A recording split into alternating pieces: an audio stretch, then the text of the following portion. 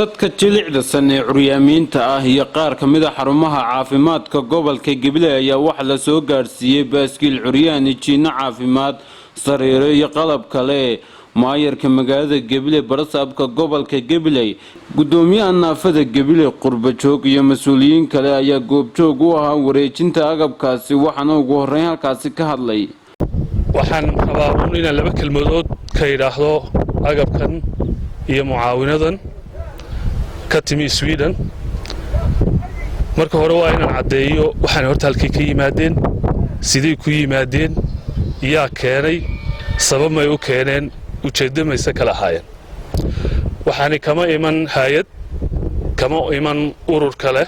wuxuu ka yimi dadkii degmadan iyo deegaankan u dhashay wixii ay ku soo celiyeen gobolkoodii marka xigta insha Allah walaalaha Sweden oo soo xasuustay insha Allah inay dadka naafada u keenaan baaskiilado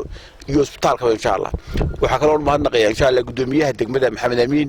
oo ah gudoomiyihii ugu horeeyay gudoomiyihii ugu wanaagsanaa ee soo maray gobolkan intay soo marin maayarkii uu noogu fiicnaa hadii aan nahay bahda naafada dib badan ay geliyeen meel ka soo saaray Ilaahay subhanahu wa ta'ala inuu wax ka khayr badan ku bedelo jahliyada reer Gabiley Sweden oo xil gaar ah iska saartay inay caafimaadka gobolkoogii iyo dadkoogii wax ku celiyaan joogna jahliyadii Sweden alaab ay keentay oo qalabkii caafimaadka oo dhameystiran anu indhahayga waxaan ku arkayaa qalab dhameystiran inuu yahay ummadoodii ugu shaqeeya lagana Ilaahay naga dhigan leenay ma aha markii ugu horeysay jahliyada reer Sweden ay wax keenaan aad iyo aad baan ugu mahad celinaynaa hawsha hayaan ay isu diraan inay dadkoogii iyo waxa weey nolol adag runtii iyo struggle ku jireen haddana dadkoogii noloshoodii horumarkoodii iyo arrimihii bulshada ay qayb ka qaataan